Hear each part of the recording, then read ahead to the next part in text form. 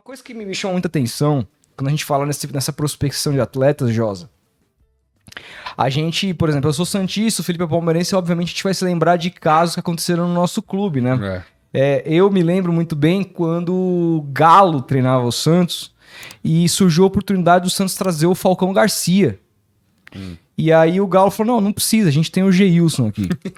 E aí teve uma outra história, quando o Santos contratou o Patito Rodrigues do Independente, existia conversas avançadas para o Santos trazer o Dybala, que jogava num time que era, não sei se era o Belgrano, no time da segunda divisão.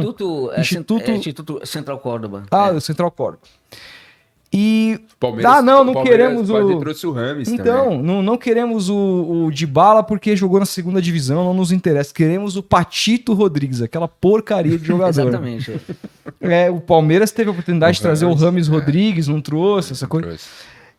Então, assim, e aí a gente vê, o que eu vejo assim, é que a gente tá engatinhando tanto porque existem clubes europeus grandes que têm um nível de monitoramento a esses clubes que estão aqui do nosso lado, que tem uma moeda muito mais desvalorizada com a nossa, ou seja, a gente teria uma facilidade, em teoria, de buscar esse jogador até como ponte para ele depois ir para a Europa. É de interesse do staff desses caras jogar aqui no Brasil também. E não só isso. Me incomoda muito a gente, por exemplo, ver grandes europeus trazendo jogadores africanos. A gente nunca trouxe um jogador africano. Exato. Né? A gente não traz. Os caras estão lá, às vezes, jogando no futebol da África, que é mais subjugado que o futebol da América do Sul. E os clubes europeus colocam profissionais para acompanhar esses mercados, como o mercado asiático. Olha o que o Son hoje é capaz de fazer no Tottenham. Olha o que o Park Ji-sung fez lá no Manchester United. Né? Jogadores asiáticos. E que não pintam por aqui, por preconceito, por falta de profissionalismo, falta de... Cara, qual que é a perspectiva e como mudar isso, né? A gente fez uma conta outro dia aqui de que se um clube montasse uma equipe... Não, porque o scout hoje do clube, me corrija se eu estiver errado, 3, 4 gato pingado ali, mesmo. Uma coisinha aqui.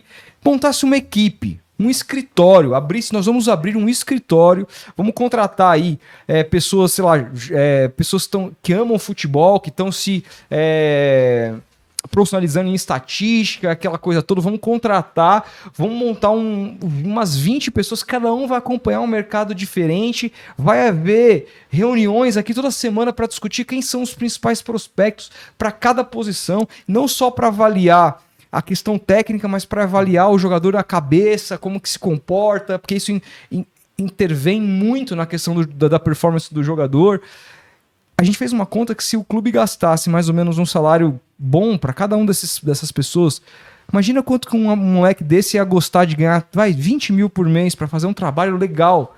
Isso no final do mês, cara, um departamento desse, daria o salário de um jogador mediano no futebol brasileiro. Para você criar uma puta equipe de scout como não existe no Brasil. E os dirigentes não estão interessados nisso. Por que eles não estão? Se isso é uma mina de dinheiro no mercado capitalista que a gente vê hoje do futebol, que está completamente aí, de alguma maneira, globalizado. Bom, complexo de bananice, né? De certa forma, né? É o complexo de banana. É o cara que é um banana, que não entende o que é o futebol brasileiro, o negócio que pode ser o futebol brasileiro. Ele não consegue ter um dimensionamento do que é o futebol. Não consegue dimensionar, entender o tamanho, entender a importância, né? Não consegue entender. E assim, precisa também ter muita modernização das ideias nos clubes brasileiros, né? Porque a gente tem, pelo que eu conheço de boa parte dos clubes aqui no Brasil, em todos eles tem pessoas com boas ideias, né? Tem no São Paulo, tem no Palmeiras, tem no Santos, tem no Corinthians, tem nos clubes cariocas também. Mas essas pessoas, em geral, elas não assumem o poder. Elas não têm cargos importantes, executivos, não conseguem chegar. Né? Geralmente, quem ocupa esses lugares, esses cargos mais importantes, são os bananinhas, né? Bananinhas que são, enfim, filhotes ali do bananão, que é o presidente, né?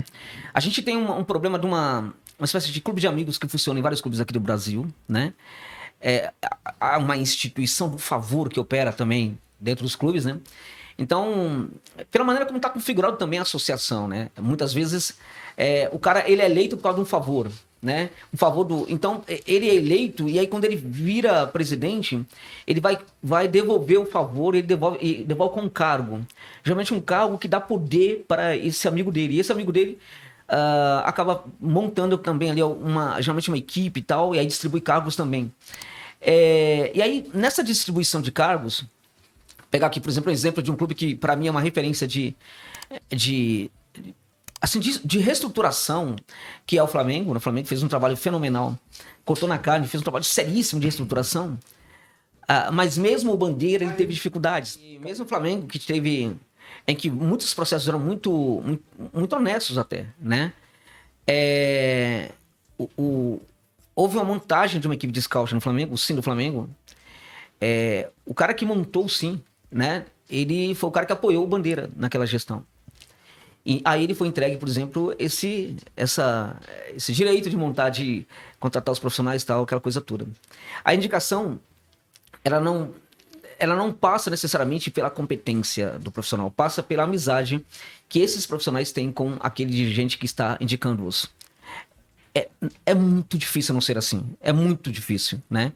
E eu tô falando no caso do Flamengo porque o Flamengo é um caso seríssimo de organização de um clube aqui no Brasil, né? Que deu certo. Que deu certo. Que deu certo, tá dando certo.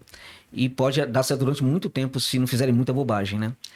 Mas mesmo lá isso aconteceu, né? Então, o que acontece? E aí, trazendo para a situação do São Paulo agora.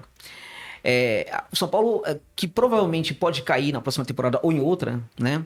O São Paulo aprofundou muito mais a questão do clube de amigos, né?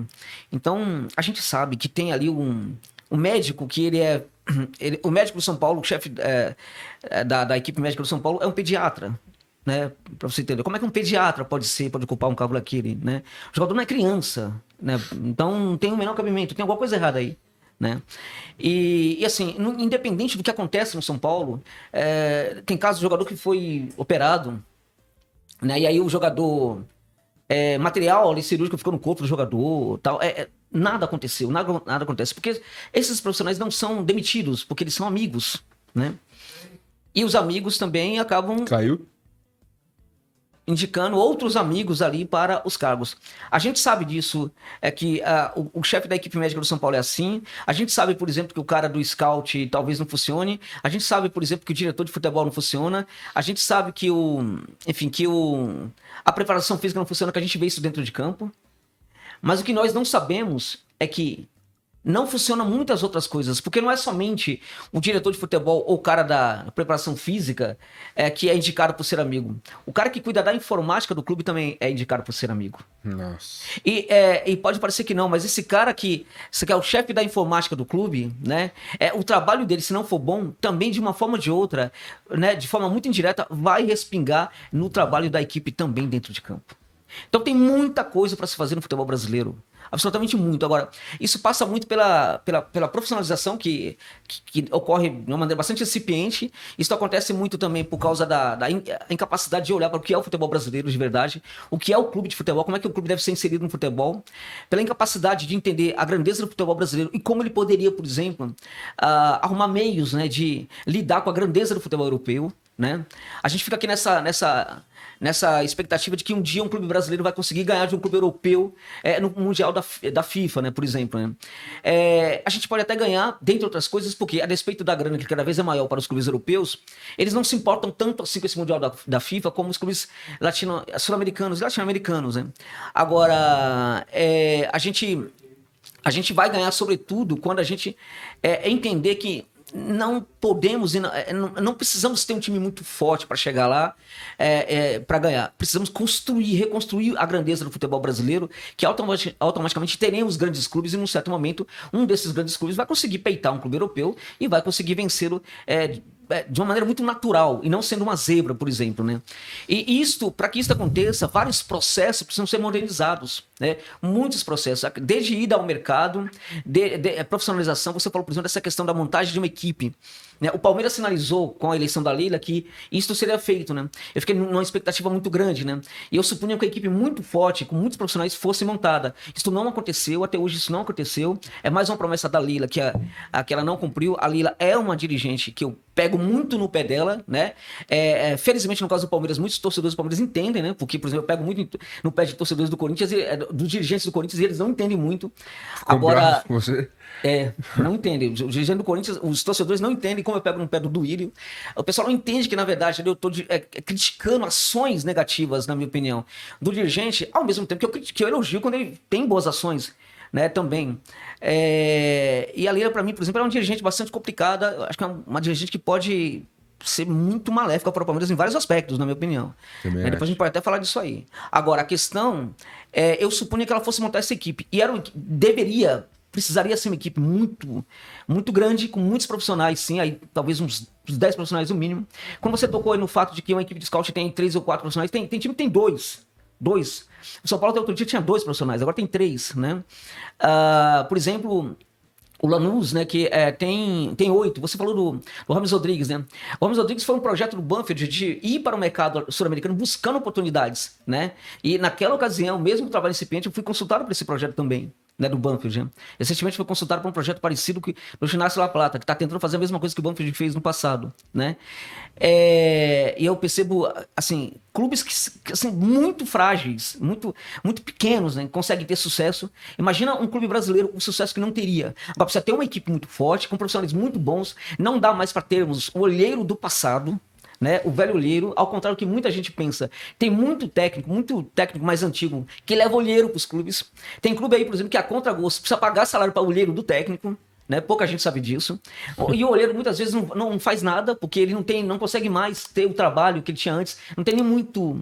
Enfim, e quando ele indica algum jogador que ele encontra no interior, tal, não sei o que, ninguém dá bola para ele também, assim como ninguém dá bola para o scout aqui, equipe de scout aqui no futebol brasileiro. Então tem que ter uma equipe muito boa e com um olhar que não possa ser somente um olhar de conhecimento de futebol, mas um olhar que tenha também, que seja permeado por um conhecimento até sociológico. Eu tô ligado que você curtiu esse corte, então para acompanhar outros cortes, você tem que se inscrever no canal, e é de graça, não custa nada. Aproveita e deixa seu like também para fortalecer o nosso canal. Grande abraço e obrigado.